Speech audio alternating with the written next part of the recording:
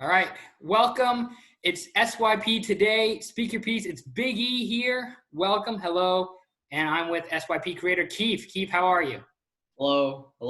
I'm good. How are you, Ian? Good. What kind of sweater, or is that a We have hoodie? Patagonia. Patagonia fleece today. Ooh, fleece.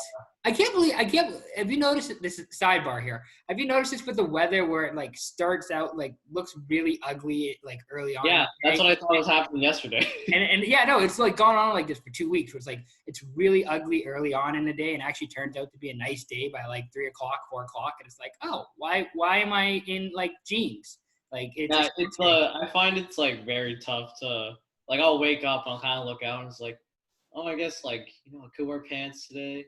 Like I can't. It's like you can't quite tell. Like you don't want to like commit to one kind of outfit where like man, it's so hot today. well, it's like part of it. Yeah, it just happens in the fall too, where it could be like too cold for shorts, but then too hot for pants in the afternoon. Like you have to make that adjustment, but then it also gets so humid that you also have to change your underwear, or that might just be me speaking from personal experience. Anyways, we're discussing the NHL Draft today. It's SYP Rewind. Was it last week we did Vegas?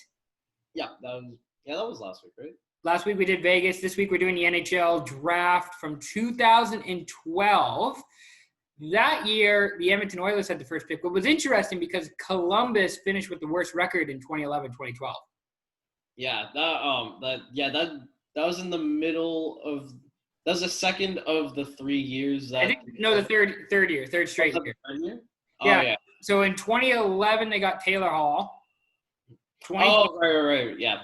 2012 they got the Nuge, shout out Burnaby, and the third time's the charm. They got Nail Yakupov. Yeah. What do you remember most about Nail Yak, or the build up or the lead up to that draft with Yakupov and the Oilers? I remember. Maybe not so much of the build-up, but like I do remember looking at,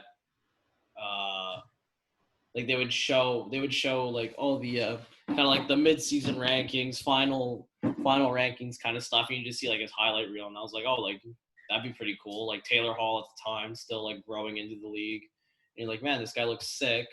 Put him, Taylor Hall, and Nuge together, it'd be like that'd be an absolutely sick line. And then, I guess in his first year once drafted, I just remember that one goal that he scored. He slid down the ice. Like, yeah, I was gonna say that was like, in a way, peak Yakupov, but also that was peak Yakupov. That really was peak Yakupov. And that was his third game in his NHL career was peak Yakupov. But I was also gonna say that was the lockout shortened year. And that was like his third game of the season. And he scored like the tying goal against LA, and he pulled a Theo Fleury, went all the way down the ice. Didn't he do it multiple times though? Like I only remember the one, because I think I was watching that game too, and the Oilers were like, it was desperate. Like they was like within 10 seconds left in the game, and they tied it. So yeah. From that peak Yakupov, you do have one of the, like top 10 best sellies of all time. Like it's still kind of cool. I mean, technically, I guess, but like that's Theo Fleury. Like he stole that from Theo. That's not an original sellie. Yeah, I would say, that's fair. I would say, the knee slide would be the top 10, but like definitely like peak Yakupov really like put it like, obviously it was like Theo Fleury's, but like once he did it, it's like goat status. I feel like people kind of remember that more. Maybe it's just more recent that like you would remember that more than Theo Fleury's. No, Theo Fleury was a playoff game. This was his third career game, and he just tied it. Man. Peak Yakupov. All right. Well, anyways, I'll throw some stats at you. So Yakupov had 31 points in 48 games in the lockout shortened year. 17 goals that year. That was the best for all rookies. That's a good season. That's a good first year. Good first year. Never averaged the same point totals in a season again. He only got 33 in 2014-2015. That was his best in an 82-game season. Decline. I think by the end of 2015, I think it was fair to say that the Yakupov experiment did not work. It was a failure. He was a bust. Yeah, because that's when he went to St. Louis? He went to St. Louis. He actually played 98 games for the Blues and the Avalanche combined. How many points do you think he got in 98 games with the Blues? Combined. Blues Avalanche, he only played 98 games combined. How many points did he get in those 98 games? I want to say like 30 to 40, but I'm going to say like 35-ish. Lower. Is it like in the 20s? It's in the 20s, yes. He got 23 points. 23 points. 23 points in 98 games. First overall. With the Blues and Avalanche. So July 2018, he signed a 2-year deal with SKA St. Petersburg, and he's playing in the KHL. Nice. As for the Oilers themselves, GM Steve Tambolini was fired less than a year after making the Yakupov pick, and Ralph Kruger only survived 1 year as a Oilers coach, and he was fired after the season. Jeez. I remember on Spitting Chicklets, they brought in Brian Burke, and they talked about like the draft interviews and saying that he was like one of the worst interviews like ever conducted. Well, I rewatched the 2012 draft, like the whole thing, because basically with the NHL, right, they have the players in the arena, then they come. There's not a green room, like the players are just sitting in the stands, and then they go down to the stage and get their jersey and whatever, and then they do their interview after they get drafted. So James Duthie is doing – shout out James Duthie. James Duthie is doing the interview because it's still on TSN, and he gives this interview after he's drafted, and his body language is poor. He looks uncomfortable. His translator agent trying to make it sound like he's interested, but you just get the vibe like, why? I don't want to be here. I don't want to be here. And he's not even in Edmonton. Like, he literally just, like, less than 5 minutes before, just got picked by the Oilers. He's like, I hate this jersey. I hate this team. This is going to suck. Yeah. Anyways, so. But like, I wouldn't blame the Oilers at the time, though, because obviously you look at, like, what he put up in his draft year and stuff. Like, you can't blame them for taking it, but, you know, hindsight. Here's the problem was that the Oilers – if you look back at it, yes, their offense wasn't great, but they didn't need Yakupov. Actually, I shouldn't say need. They didn't need a right winger, but like they already had enough wingers. Yeah. Everett could have stepped in. I think he did step in once. I think he did for a bit, but pretty much they really just needed defense and goaltending. Like they really needed to work on that part. Look at that. They still do. And they still do. But back in 2012, I remember saying, you know, Ryan Murray, because I have the Everett bias. Ryan Murray is the pick. Ryan, you know, you got to work on your defense. Ryan Murray's the guy. He had a really, you know, stellar, you know, couple seasons with the Everett Silvertips. Like, dude was captain and all that. He was running the power play as an 18-year-old. And it was like, you know, this is the guy. This is the move, Edmonton. And they went with Yakupov because I think back at that time, we were expecting the Oilers to have a good offense to a great – like Yakupov was supposed to take the offense to that next level. Yeah, like an elite offense. Elite offense, and it just never happened with Yakupov. It just never worked out that way. I can't really blame the Oilers, though. No player drafted in the top 10 in the 2012 draft has played in an all-star game. Fun fact. So basically what's going to happen with this redraft, Kief and I are going to make 10 picks each, total of 20 picks. We're going to go, you know, back and forth as to who we're going to pick and who we want to select. We also have a blog of our top 20 picks with reasoning why we took each player. So if you want to read that, that's going to be on speakyourpiece.com. Do you want the first pick or the second pick? You know what? It's your show. I will let you have the first pick. Okay, I'll take the first pick then. Yeah. So with the first pick, the Edmonton Oilers, Andrei Vasilevskiy. I don't think it's really a surprise. It's kind of interesting when you look at the Oilers goaltending situation because they had Devin Dubnyk too. When he gets not quite the same Devin Dubnyk. Not quite the same Devin Dubnyk. Dubnyk's actually been better out of Edmonton. I think goalies go to die in Edmonton. But anyways, if Vasilevsky, because he starts regularly in 2014, by then the Oilers gave Ben Scrivens 50 starts in 2014. No, I agree. Ben Scrivens the GOAT. They don't have to move Cam Talbot in a salary dump, this past season. So I don't know how. Obviously, I don't know if Vasilevsky does as well, stats wise. I don't know if he performs as well as he does in Edmonton. But hindsight's 2020. Yeah, but with someone like Vasilevsky, that would be the first pick. That would have been the guy for Edmonton to franchise goalie. Well, just have that goalie to build because they're still having. I mean, Mike Smith, has been doing well for them this season, but yeah, but now they need to look for the goalie now. Oh, they're still looking for them. Skinner, Rodrigue, yes, but no, they're okay. Well, and now they got Mikko Koskinen at 4.5 a year too, so that's just great. Yeah, that was a interesting signing, but we should actually have SYP creator, resident Oilers fan Gabe on here to discuss the everything Oilers. The Oilers goaltending situation. All right, you got the second pick. It's Columbus. Who you got?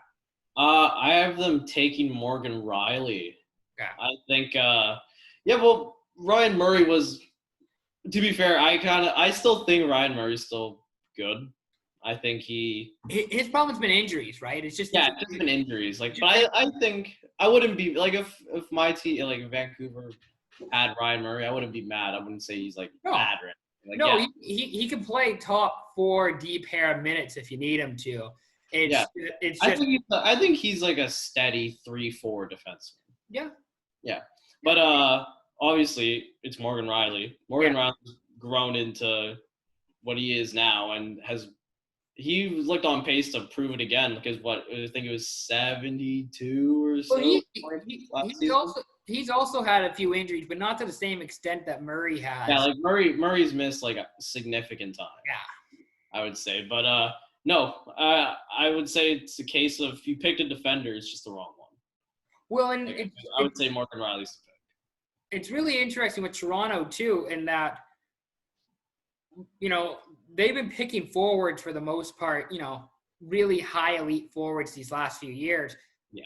Part of it because of the fact that Morgan Riley has been a solid, steady D-man for them who can play, if you need him to, he can play 30 minutes a game. But he's just been an all-around top D-man. All situations type guy, eats big minutes, and it's a superstar, to be honest. So I have him going second. I even thought about him putting first because Edmonton, I think, I guess that'd be more of a hot take, but I think Edmonton, if they had Morgan Riley, that would accelerate their kind of defense rebuild. You can make an art. You could convince me that Edmonton should have drafted Morgan Riley, especially being from the Dub too, especially being a West Coast guy. Not I don't want to say the North America thing threw off Yakupov a bit, but you can make an argument for me that Morgan Riley, being from the Dub, being at top, he was a top D-man in this draft, and he could have gone to Edmonton, no question. But yeah, no, I have Columbus taking Morgan Riley. All right. I'm going to take – Montreal has the third pick. Yeah. I'll give them Philip Forsberg. Yeah, I had Forsberg over Riley for Columbus, but Montreal takes Alex Galchenyuk here, and bless his heart. He's been bouncing around. I kind of feel bad. I do feel bad, but I remember watching that too, and they said it in the redraft as well, that one of the great character things about Galchenyuk was he could speak 5 different languages. Mm-hmm. And it's he also just seems like a fun guy. He seems like a nice guy who really loves playing hockey, and the situation hasn't worked out for him. We'll talk about him, I think, later on. We can mention him if he doesn't get drafted, but we can mention him. I have Montreal taking Forsberg just because, Forsberg is an elite guy. He's got the most points of any guy in this draft class. The reason I had Forsberg going to Columbus instead of Riley. The reason I have it inverse than you do, just because I think you can find Morgan Rileys. Like I think that you can go and get a Morgan Riley type. I think Forsberg types are harder to find. But I'm sure if Montreal takes Forsberg and he develops into the player that he is now, he's still putting up 60, 70. Like he's putting up a bunch of points with the Habs now. Yeah, it was definitely whoever I took second, the next would have been third, like between Philip Forsberg and Morgan Riley. Again, those two, like it's really close, but it's one or the other. Yeah. I fully agree. Third goes Phil Forsberg. So you got fourth overall with the Islanders. The Islanders, I think they should take Frederik Andersen at this point. Second, I guess you can make the argument between him and Hellebuyck for like second and third best, or I guess, second or third best goalie, like depending on who you think. But I have him just taking Andersen because I don't know. I think he's a little more proven than Hellebuyck. Like for me, I can't quite tell if Hellebuyck's actually elite. Here's the thing. I have a love-hate relationship with Connor Hellebuyck.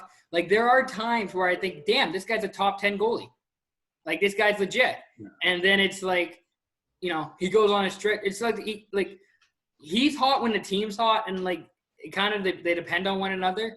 And with Andersen, it's like he gets hung out to dry so many times. Yeah, and he literally, I think the X factor in Toronto is Morgan Rielly, but behind him, it's absolutely Frederik Andersen. Like I would much rather. They are not the same team without good goaltending. I would much rather start Andersen over Hellebuyck in a playoff game. Yeah. Oh, absolutely. Like I trust Andersen more than Hellebuyck when it comes to a crunch time situation like that. Fun fact before we move off of the Islanders. So they took Griffin Reinhart with that pick, right? Fourth overall. Tough luck. No, it actually works out okay because no, I mean like in hindsight, like tough luck. Well, two things. One, I remember I can't remember what year it was. Maybe it was 2013, 2012. But Griffin Reinhart got a suspension from the juniors pass, right, from the year before. And he got he had 2 games left he had to serve on a suspension for Canada at the World Juniors. And they picked him, and he's going to play for us. And my father is just like, why the hell are you taking Griffin? Like, how is a guy with 2, like, who you can't play with for 2 games in the World Juniors more valuable than another guy? I can, play all games. You can play all games. You're probably going to play the similar role. But anyways, no, it actually works out with Griffin Reinhart and the Islanders because they trade, like. Yeah, they end up, man, that's also so bad. So bad. They trade him a year later for the Edmonton first round pick, which is Matt Barzal, who's now the face of the franchise. And Edmonton's really, really not drafted well this decade. No, they like to shoot themselves in the foot. They like to make it more difficult. Like the McDavid and Draisaitl picks, I think, are the Hall. Well, they got rid of Hall, but basically McDavid and Draisaitl are the only ones they really killed. So you got Andersen going 4th overall. Yeah. To the Islanders. Okay. All right. That's fair. I think so. Number 5. So this is the Maple Leafs. They took Morgan Rielly from the Moose Jaw Warriors with this pick. I'm actually going to give the Toronto Maple Leafs Jacob Trouba. I'm going to give them D-man Jacob Trouba. So I like Trouba, I think, more than others do. I know he got a bit of flack with the Winnipeg, leaving to go to the Rangers. Part of it, too, is his contract. But, I mean, Toronto. If he goes to Toronto, he gives Toronto a more balanced D-man. And I'm not saying that Rielly is a bad fit with them, but I think that's kind of what they're missing, too, is that strong, sturdy, almost Duncan Keith-like stay-at-home D-man. Yeah, someone that I think Trouba is one of the best young defenders. Oh, yeah. In the league. And right-handed. Yeah. Which apparently seems to be like the most rare thing possible, which also I feel like to me makes no sense as a little sidebar that like obviously left-right dynamic, but is it really that hard to find a right-handed defenseman? Like there's a lot of players in the NHL. Okay, happen to be left-handed as a D-man. another sidebar. Do you? I'm mentioning this in the blog, but do you really believe in righty lefty that much? Kind of. I mean, like it makes sense why people like the righty lefty, but I personally think that if at that level you should be able to play like your offhand Because I think you should be able to do both. I'm more of the best player available type thing. Like when it's a little bit like that. No, but like I personally think that like there's no way that you got to that level only playing on one side.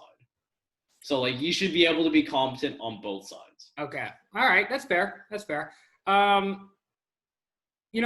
got Trouba. I think he's more. I don't necessarily think he's better than Riley. I think he's more balanced, which is kind of what the Leafs are lacking a little bit too. But I'm sure if we had Trouba on the Leafs, then we'd all be saying, "Oh, it's too bad they don't have a Morgan Riley type who's an offensive, carry the puck out of his own zone and make plays type D-man."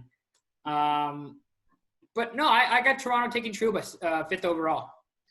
Yeah, not bad. I personally would have taken Connor Hellebuyck there because without Anderson, in theory, having Anderson going to the Islanders, next goalie available. Yeah. All right, that's fair. And also remember how difficult Toronto was living off of Reimer and Bernier for so many years, and then Ben Simmons too. Like I can't really think of. For me, like just like a goalie that just symbolizes Toronto more than like James Reimer. I don't know why. Like when I think of like the face of like goaltending, like obviously you have like Curtis Joseph and all those guys, but like it's just like when I think of goaltending, it's like James Reimer. Yeah. I know. Well, I think with James Reimer is like one of the few like Toronto guys where they collect, and maybe there's a few guys now who are just like. The collective fan base is like, yes, this guy sucks, but he's our goalie, so we have to believe in him. That's, I think, the James Reimer. I know what you mean. Type beat. All right, number 6, you got the Anaheim Ducks. Who are you going with? Anaheim Ducks. Well, I originally also had Trouba there to go to Anaheim because I think in respect to Hampus Lindholm, he's not bad. He's a good defenseman. I just think that players became more impactful and better than Hampus Lindholm is, but I think he's still pretty good. I was speaking with SYP creator Scott earlier about this, and he was wondering who we both took for the Ducks, and I told him like I have Teuvo Teravainen going to Anaheim. You had Trouba. And he's like, interesting. Like, that's all he just says interesting, and that's it. He doesn't have any follow-up, doesn't have anything. He's just like interesting. Like, he doesn't provide any comments. No, don't worry. I don't agree with you. I have no opinion to back it up. I'm going to say that is interesting. But I guess I'll give them Teravainen because I had him going next anyways to 7 to Minnesota. Okay. Just someone that's super skilled, good point production, just adds a little bit of creativity and more, I would say pure skill than like well-rounded, like just more pure offensive skill. Well, I feel like they need it because I feel like they're also in that weird stage, like the Kings where they just like seem really old. So like they need someone like Teravainen, just kind of. Well, part of it with Anaheim, I find, is that obviously they have Raquel, who's a solid left winger. If you get Teravainen, you got your 2 left wing spots pretty much, locked in for however long. You could also make an argument he's maybe not starting right away in Anaheim. You can make that argument. But you can also say, now if you had Teuvo Teravainen, that he's extending the life of Ryan Getzlaf, theoretically. He's on the power play. And this might be a hot take, too. I don't know who Anaheim is building around offensively. Oh, no, I have no idea either. I'm assuming it's a Sam Steele. Well, like when I think top prospects, I can really only think of like a Trevor Zegras. Yeah. But I see Trevor Zegras as more like a second liner at most. But I would say like that like respectable first liner where you're like, okay, I mean like he could play first line minutes and like you'd be okay with it. Like he's like it doesn't look out of place, but like I think he's like a suitable like set in stone on a good team, like a second line. I don't know if Anaheim just has that elite. This is forwards. This isn't wingers or centers or anything. It's just a forward, an elite forward who we know in 3 years is going to be like, oh yeah, this guy, you can definitely pencil him in right now. He's going to be in this spot in 3 years from now. Like they don't quite have that. Yeah, I don't know. Like I think Trevor Zegras and then Sam Steele and then what, like Braden Tracy? I was gonna say Tracy. Who else? Comtois, but Comtois seems more middle six. Comtois, yeah, he's not that elite. He's just middle to bottom six type player. Solid, consistent type guy, but not that elite. Pushing the envelope. So you got Teravainen, or I got Teravainen. No, you have Teravainen. Yeah. You're taking Teravainen 6 to Anaheim. So I got Minnesota's pick at 7. Right. Connor Hellebuyck is dropping. I don't know if I want to take Hellebuyck to. I don't know if I want to take him to Minnesota, but I'm gonna go with Hampus Lindholm for Minnesota. Okay. The Lindholm. It's kind of a Lindholm Dumba type argument in a way, and I think Lindholm is maybe more offensive than Dumba. I would say he's more steady. Like I got to watch Dumba when he played in Vancouver, and like he is all over the place. Like he is so fast. I guess like when you're watching it, like it looks absolutely massive. Like I think he's like 6'3" though. He's a big boy. Like Dumba. But like, he looks like honestly like he's like 6'6", 6'7". Like he looks huge. Like I don't know. I would say like between him and Lindholm, like that's a fair toss up. You wouldn't go wrong either way. I don't think you go wrong either way. You like I think if Minnesota got their pick back, they're probably taking Dumba. I would think because if it ain't broke, don't fix it. And you can make the argument too that Dumba's the better fit on the second line right D pair compared to Lindholm, who's probably going to be on the left side. And they already kind of have Ryan Suter, who's he's still putting up some decent offensive production at his age. Brodin, yeah. So I'm going to take Lindholm, but it's kind of like neutral. you can make the argument either or. Like I'm not I wouldn't be upset if like somebody said Dumba instead of Lindholm. Yeah. So actually, because funny enough you say that, because going to Pittsburgh, I have Matt Dumba. So okay. All right. Literally follow each other. Like I find like a lot of these picks are players like Lindholm and Dumba. It's like it's not a case of them being bad. It's just like it just so happens that other players happen to perform and be more impactful than those taken originally. I think it like with Dumba and Lindholm, they're kind of what you expected. Like they're kind of what you got, like what you wanted. Morgan Riley, I think, is a bit more. He definitely exceeded what the Leafs had expected from him. So that's why Riley's higher up. But I think Lindholm and Dumba are about where they should be and in the right spots. Yeah, and I just think another case here, like Pittsburgh taking Derek Pouliot at the time, Canucks legend Derek Pouliot, that he's just a case of the wrong defender. I mean, obviously at this time he wasn't available to them, but like Dumba would have been a great fit because I believe Letang is pretty much in the twilight of his career. Like he's like 36, 37. Like he's gonna be done, to be honest. And he's gone through so many injuries too. Yeah, like he's hasn't been healthy like the past couple seasons really. But Letang being right-handed and Dumba being right-handed, like you can put Dumba in that like a little bit like sheltered situation as he grows into basically being that top right-handed D-man. and then basically taking over from where Letang went. So I had Dumba going to the Pittsburgh Penguins. All right. I got the number 9 pick, and I got the Winnipeg Jets. And I guess kind of the easy pick because he slid so far down is Connor Hellebuyck.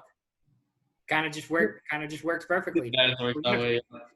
They originally took Jacob Trouba, and then they took Hellebuyck in the 3rd round, I believe, 84th, 82nd overall. Around that area, yeah. Again, we talked about with Hellebuyck. Like, it's a love-hate relationship.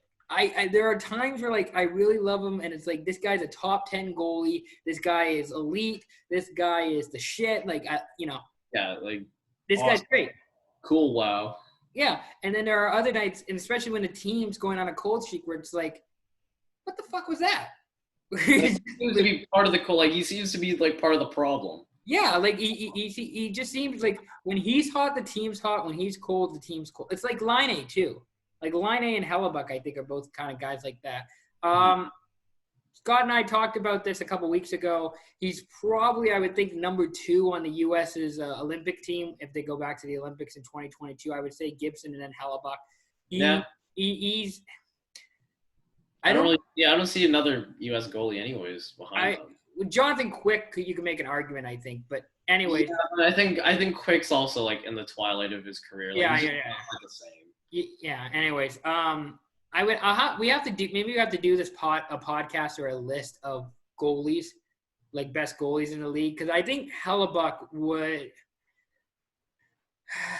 He might be the Mendoza. He might, huh? I'd put him in the top 5 best goalies in the league. Hellebuyck, yeah. I don't know if he's like that elite goalie. I think he's top 10. I'll give him top 10. But I think Winnipeg takes him 9th overall in the redraft. They get their goalie of the future. They get the goalie they can build around. They get their current goalie just way sooner. Yeah. Do you think Hellebuyck is their MVP? I mean, like, you can definitely argue it. But I think the case. I just think his consistency is so spotty. That's what makes it, like, tough for me. Like, I would honestly say Scheifele. Like, Scheifele played all situations. Definitely going to be, like, after Blake Wheeler, going to be the next captain. Like, he's been built for Winnipeg. And I would say, honestly, like, Mr. Winnipeg is Mark Scheifele. Okay. All right. But, like, I would say, honestly, you could definitely argue that he is the MVP, like Hellebuyck. But, like, for me personally, that, like, it's just consistency is so spotty that, like, it's definitely, to me, like, yeah, it's definitely an argument. So you got number 10. Me, but, like, it has to be a good argument. You got number 10. You got the Tampa Bay Lightning at number 10. Yeah. I had a little bit of trouble with 10 because, there's a lot of good players. Like, I haven't taken Ghost Bear, Shane Ghost Bear, but I was thinking him, Parayko, Slavin, Brady, like those guys. I got Matt Murray going to Tampa, and that's purely to fill a need, but I definitely can see why you took Ghost. I think just to match that high-powered offense, someone that can move the puck to them. He's basically a one-man breakout. And obviously he's having a down year, and people kind of look at his value being a lot lower. But, like, I would honestly still say he's one of the better offensive defensemen in the league. He would be awesome on a line with Victor Hedman. Yeah, imagine them. He would be awesome on a line with Victor Hedman. But what I argued in the blog, I said that part of the reason I had Gostisbehere going later. Part of the reason I don't know if he's the same player anywhere else in Philadelphia, because Philly is such a fun place to play. Like, you thrive off that crowd, you thrive off the energy, and I can't remember what year it was, but he was a phenomenon in Philadelphia. Like, he was the guy in Philadelphia. Yeah, I think that was his rookie year. I want to say so, yeah, where he was just this rookie who was coming out of nowhere, and he was scoring points all over the place, and the Flyers fans were just like, who the hell is this guy? I'm going to get his jersey. And that's kind of what made the legend of Ghost. I don't know if he has that in Tampa Bay. I couldn't say he'd have it. I had him actually going 12th to Buffalo. I don't know if he would do that in, say, Buffalo or Vancouver. Anyway, like, I think part of the I would actually, that you bring that up, I think he'd be okay in Tampa by the fact that he wouldn't be necessarily the number one guy. I mean, he's not really the number one guy in Philadelphia behind Provorov, but like with someone like Hedman, like he would definitely get more of the, you know, those tougher matchups depending on who you pair him with. Obviously, like if they're paired together, you know, that's a different story. But I mean, like if a lot of focus on those like more dangerous matchups are with Hedman, then you let someone offensive like Ghost kind of go. Like I would say go off. Yeah, like I wouldn't be surprised that maybe he isn't the same player, because Philly does seem like a fun place with all that history behind it to play in. Yeah. But like I would honestly see him, like he would probably do the same, but but I don't think he would be like that same like cult legend that he is in Philadelphia. But yeah, Tampa Bay takes Gostisbehere. All right, that's fair. I got next pick, which is 11 in the Capitals. I think this is one of the few picks that actually you and I agree on.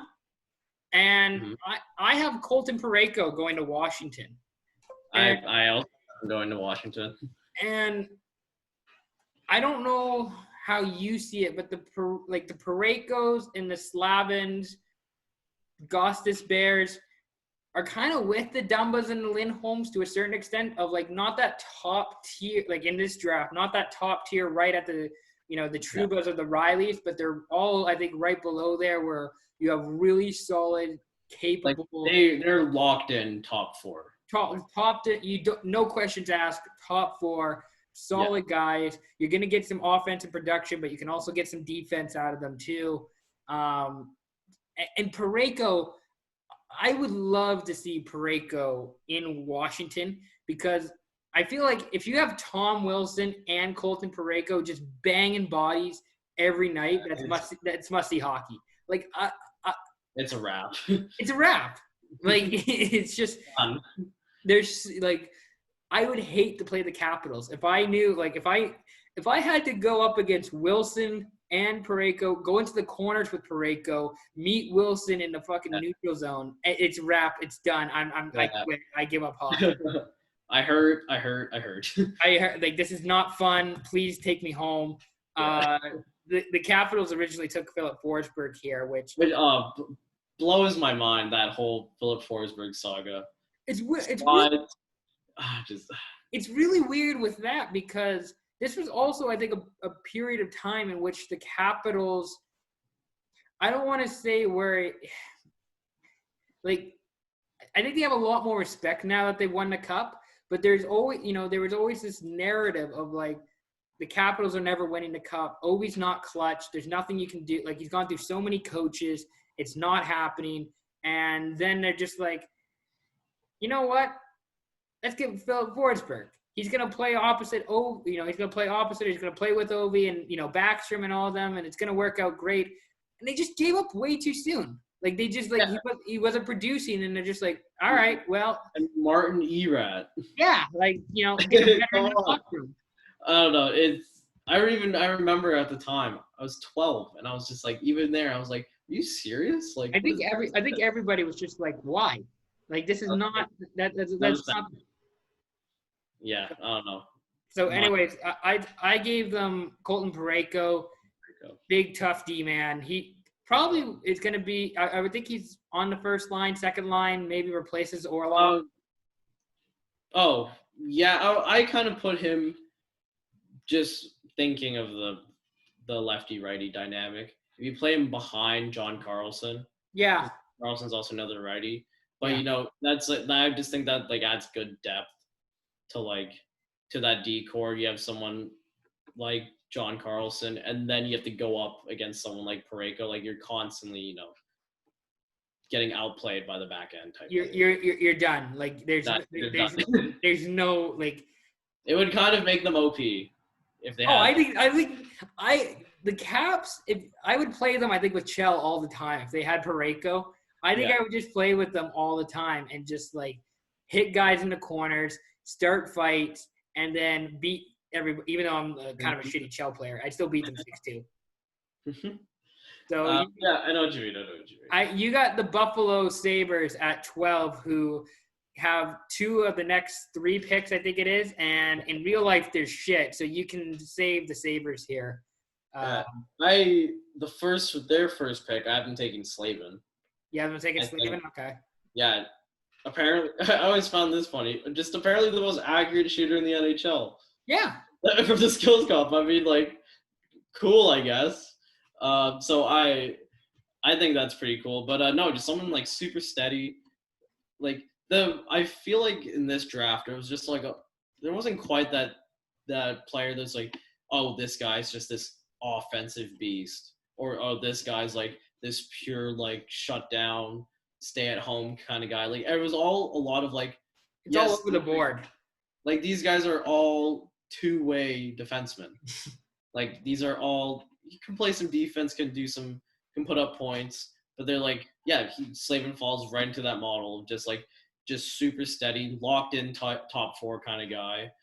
You can play I guess Dahlin and Ristolainen would have that top pair, but you have someone behind them like Slavin, and then Brandon Montour, I guess. But that's still like super steady. Like that's better. That's a better top 4 than I think most teams have.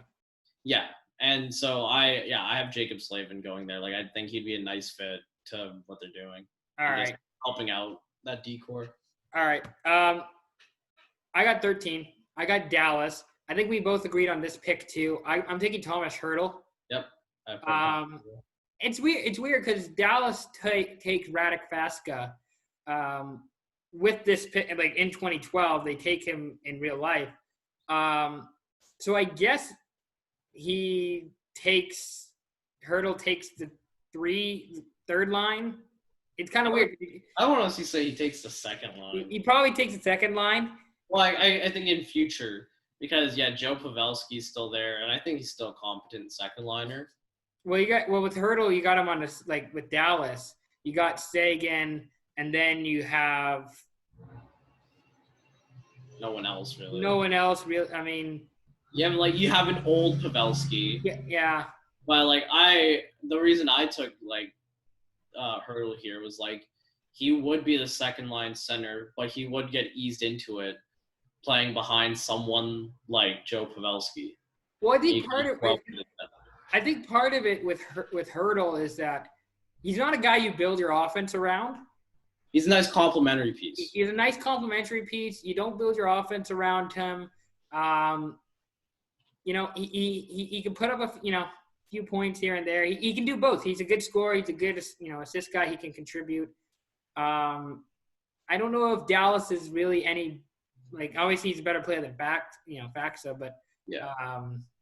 I don't know if Dallas is any further ahead this year if they had Hertl.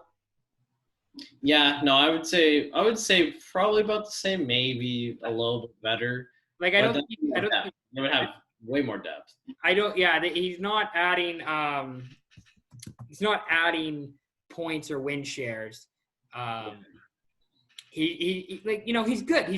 I'm not trying to shit on him. He's a good player. He's just, complimentary piece, gets points, does his job. Dallas is probably still the same team. Not much change. Yeah, about the same. Yeah, all right.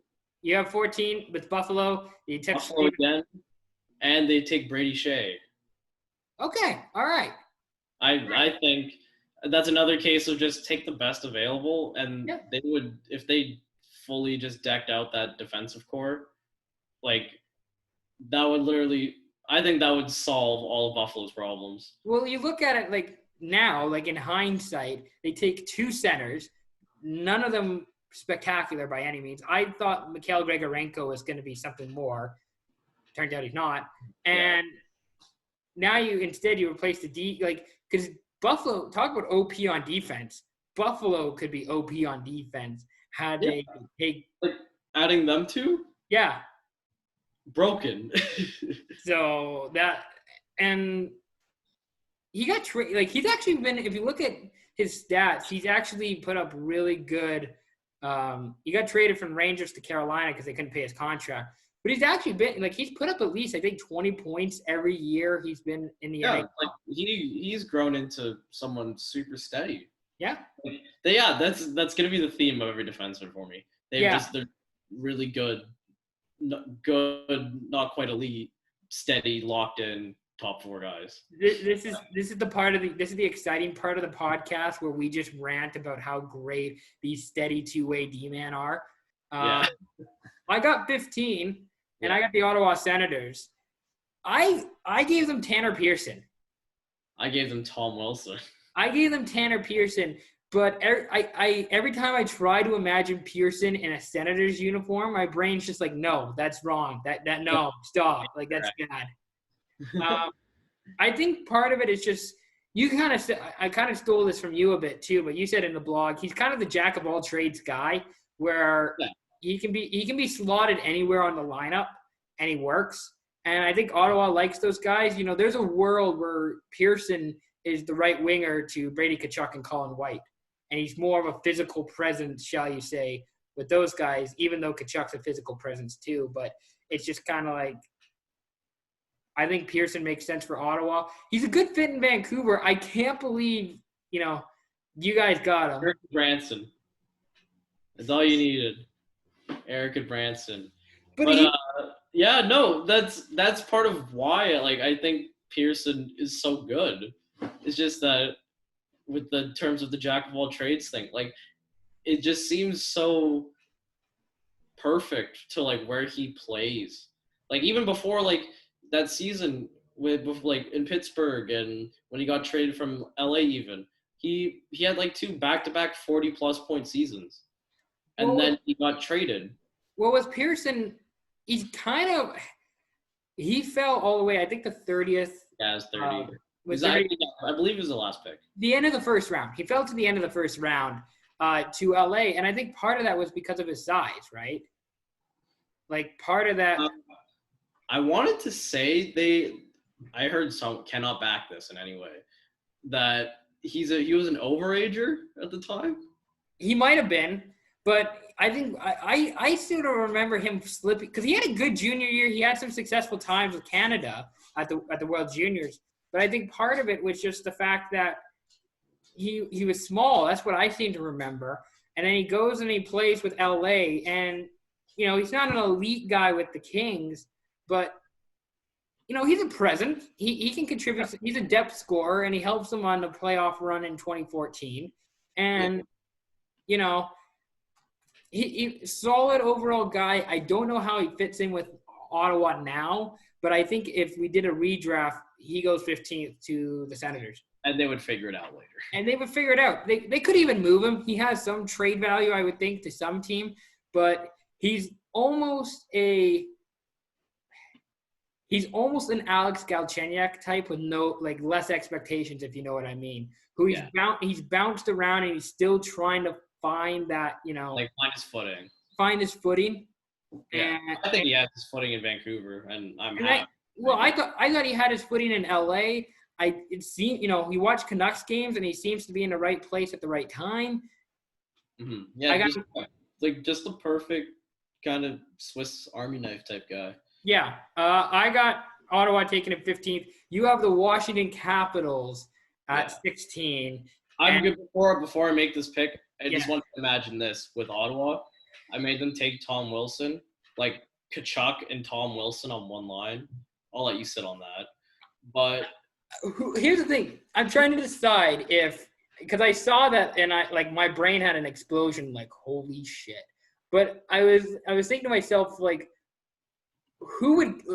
would I die first? If I had to go up against Tkachuk or Wilson on the regular, or if I had to go up against Wilson and Parayko, and I had to deal with those guys too, it's just holy shit. It's literally grind. That would make Ottawa a scary team to play. I think just real quick, the reasoning I had Tom Wilson going there, they have a lot of skill players, I still think, and Tkachuk is that perfect kind of modern day power forward. Yeah. But I think also Wilson's one of the better power forwards in the league.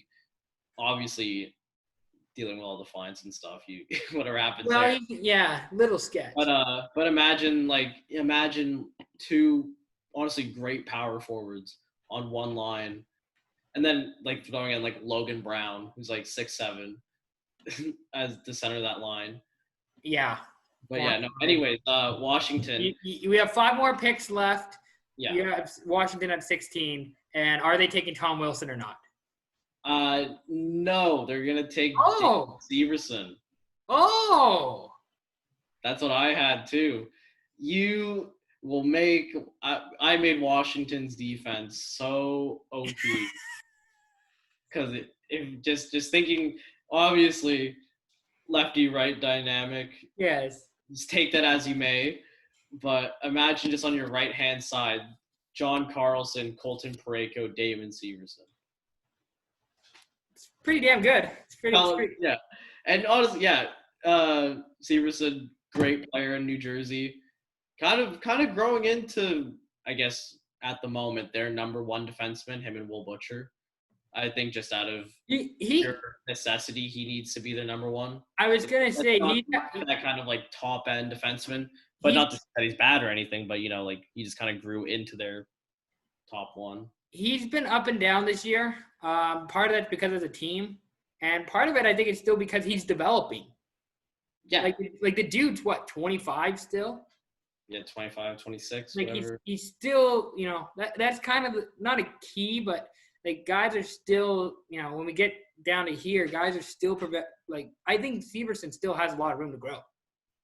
Yeah, oh, absolutely. And he could definitely, again, you just OP'd Washington's defense with Parayko and fucking Severson. Yeah, that was I think the two main storylines from my redraft is that Buffalo and Washington just became so OP on the defense. All right, I got the Sharks at 17, and I got them taking Essen Lindell. I kind of wanted to give them Wilson just to, like, but I'll give them Essen Lindell, which is kind of like a swap with Hurdle and Lindell to a certain extent. Yeah, they're nowhere different, I would say. Well, what's interesting about Lindell is that San Jose's defense is so not bad. Like, you got Burns and Carlson, but after that, yeah, it's shaky. It's like, oh God, like, so you get Essen Lindell, quality player. You know, he kind of, I think, fits with the Sharks, because they like offensive guys. I think Lindell can fit in that role quite well if San Jose asked him to. That's definitely a pick out of necessity too. You can make the argument Lindell's the best player there out of, you know, besides Wilson and whoever else we have, but I think that one is definitely trying to fill a need in getting Essen Lindell. Yeah, well, I personally had them taking Tanner Pearson. I thought he'd be like a nice fit for them. But no, yeah, I would see them taking Lindell. Like, I think that makes sense. They do have that need behind them. All right, you got 18 in Chicago. 18. Who you giving the Hawks? I guess at this time, Matt Murray's been taken in our draft. Was Murray taken? I think. I don't think so. Oh wait, I had the 10, right? You had the 10. Murray. So Matt Murray goes here in this spot. Okay. I'm interested to hear your reasoning. You have Crawford also in the twilight of his career. You know, he hasn't been quite the same, in my opinion. And if you think about it, no real goaltending behind him. They always have Crawford and then random backup one. But you have someone like Matt Murray, he would literally take the reins from Crawford. And here's also the thing. I mean, like, I was a little hesitant to put Matt Murray even in the top 20 because I also can't really tell if Matt Murray's a lead either. I had Murray going 10 to Tampa because they just automatically would fill a need. I think if Chicago drafts Murray, there's a good chance they're both not on the team right now. Like, if they had Murray, Crawford or Murray would have been gone either at some point, one or the other. Oh, yeah, definitely. But I think just by age, and I think longevity, they would get rid of Crawford. I think they would allow Crawford to either walk or he would just retire. to be honest. Like, I don't think they're trading Crawford. I think they would maybe just not re-sign him depending on whatever happens. Or you would just literally just retire a Chicago Blackhawk. All right. Interesting. Yeah. Matt Murray, Chicago. Matt Murray, Chicago. Interesting. That might be the boldest pick. Hot take. We'll see. Hot take. Number 19, I kind of want to pick Tom Wilson to Tampa Bay just for the fun of it. I'm actually going to give Tampa Bay Alex Galchenyuk. Yeah, that's fair. Here's the thing: he still possesses some value in today's game. But if you actually look at the if you look at the history and the expectations again of Galchenyuk, he was a decent player in Montreal. Probably not what they wanted him to be at third overall, but he was still a contributing member. He gets traded to Arizona, and now at Arizona, he's the guy to replace Max Domi. And Max Domi is the guy who people really like in Arizona. He was selling jerseys. It's a hockey name, so the hockey people down there know Max Domi. Doesn't really work out in Arizona, and then he gets traded to Pittsburgh, and now he's the guy to replace Phil Kessel. So now he's in Pittsburgh trying to step up to 2-time Stanley Cup winner. Phil Kessel. And Kessel was a guy that the fans love, and the team.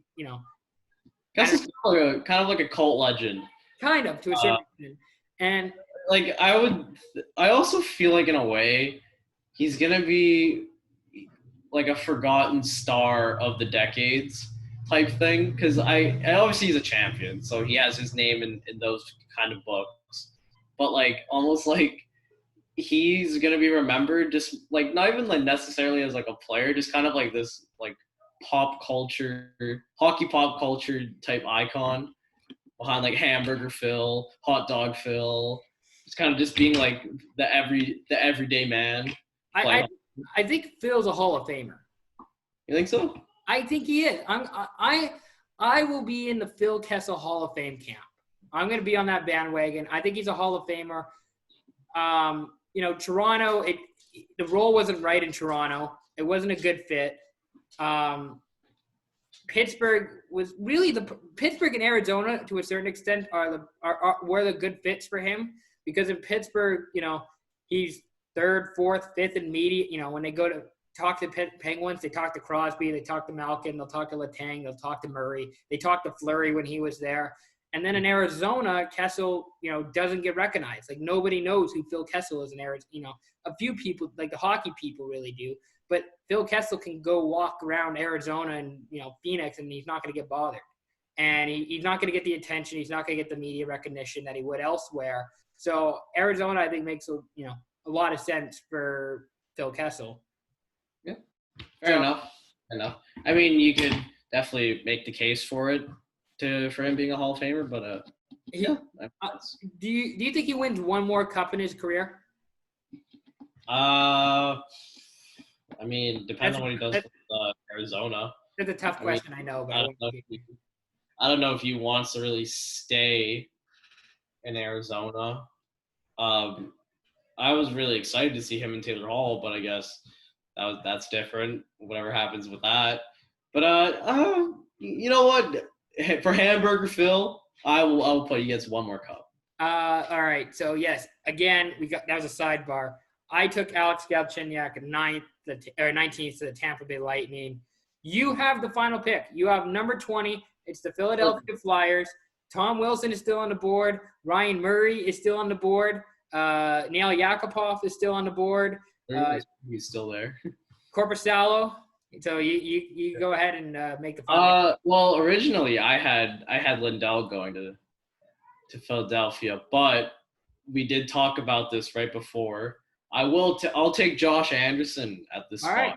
I will put him on the list. All right.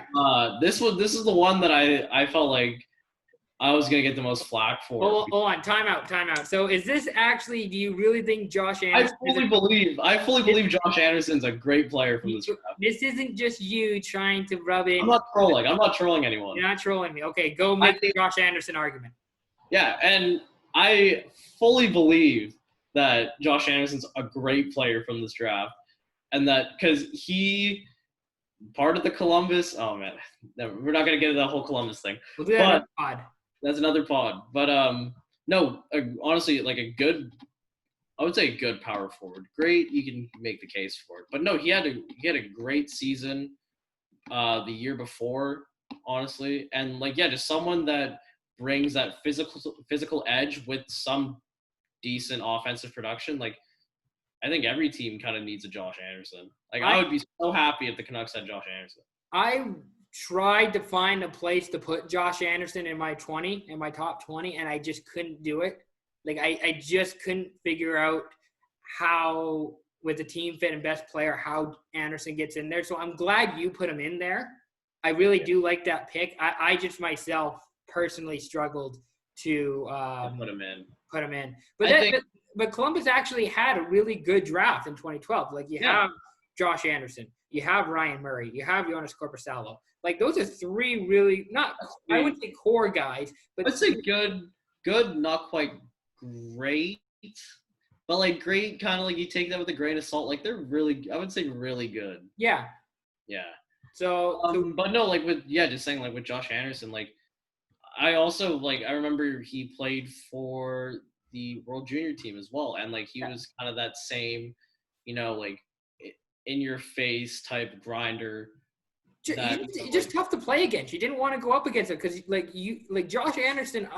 Correct me if I'm wrong. He doesn't take a shift off. Like if you're gonna go up against Josh Anderson, every shift, you're gonna face Josh Anderson for 60 minutes if you go up against. Like he's not gonna take a shift off. Yeah, and so like a team like that, and also like I think looking at it now with Philadelphia with the whole Broad Street era. Oh yeah, like he's a modern. I would say like he could become like a modern day bully, like bully. He would be loved in Philadelphia. Like his jersey would be all over town. Yeah, absolutely. Josh Anderson, 20. I had him going 19, but he slips to 20. So we missed out on Tom Wilson doesn't get drafted in the top 20, which is kind of a surprise a little bit. I think in separate redrafts. I mean, I had him going 15. All right, so Tom Wilson. I think as a collective, he doesn't quite make it in. Tom Wilson doesn't make it. Nail Yakupov didn't make it. Ryan Murray didn't make it. Ryan Murray didn't make it. Derek Pouliot, no. But Oli Mata. Oli Mata was someone I also tried to kind of fit in, but I just couldn't really see it for me personally. I had him going 20, but then I changed it at the end. You can see in the blog. I don't want to spoil it. But I had him going, but I think overall this was a really good draft. I think this was a really good 2012. I feel like it produced more players than people originally think when you kind of think at first glance. Yeah. And I think what's funny is this is the Nail Yakupov draft. That's how people really remember this draft as. But there was actually, a lot of good, like we, boasted about earlier, lots of good quality, maybe not great, maybe not elite, but a lot of good talent that you can easily put in a top six forward. This draft, steady, solid, good. We got a couple more redrafts that I think we're going to do. We also got to do our Tampa Bay Columbus pod where we debate that later on. But any final thoughts about this draft or player, or who's the player that you still have stock in that you're like, this guy is still going to be like, I'm really like big believer in this guy? I mean, other than Josh Anderson, to be honest, like Josh Anderson is like, to me, honestly, like I would say behind like, some of like the top players. Like I would give him the my guy label. But someone like Gostisbehere, like I think that's just a down year, to be honest. Obviously, like there was like trade talks of him going to Edmonton. Yeah. But I still think Shane Gostisbehere is a quality piece. And I mean, like, I was gonna say my guy that I still got stock in, that I'm still invested in, is obviously Ryan Murray. Definitely, he's gonna be a top. Oh yeah, Ryan Murray for sure. Definitely. If it was the first round, Ryan Murray's definitely in. He's definitely gonna be a top 2 player for the Blue. I'm all in on Ryan Murray. At some point. And again, I really I don't know any Jets fans, but I know, there's actually, there's a bit of a, Jets, whatever, people, there's a fan base for the Jets. People like the Jets. And I want to like Connor Hellebuyck. I'm not trying to hate on him. I'm not trying to talk shit about him. I really want to like this guy, but he needs consistency. It needs consistency, and he needs that playoff, success. Like, he can't lose to an expansion team in 5 games in the conference finals. Fair enough. All right. That's the end of our draft. Thank you very much, everybody, for listening. Thanks, Kief, for joining. Go read the blog. Enjoy the rest of the weekend. We're going to have more stuff coming up. We got a big announcement on Monday with SYP Summer Olympics. Absolutely. We got more stuff coming this summer. Thank you again, everybody. Bye, Kief. See you guys.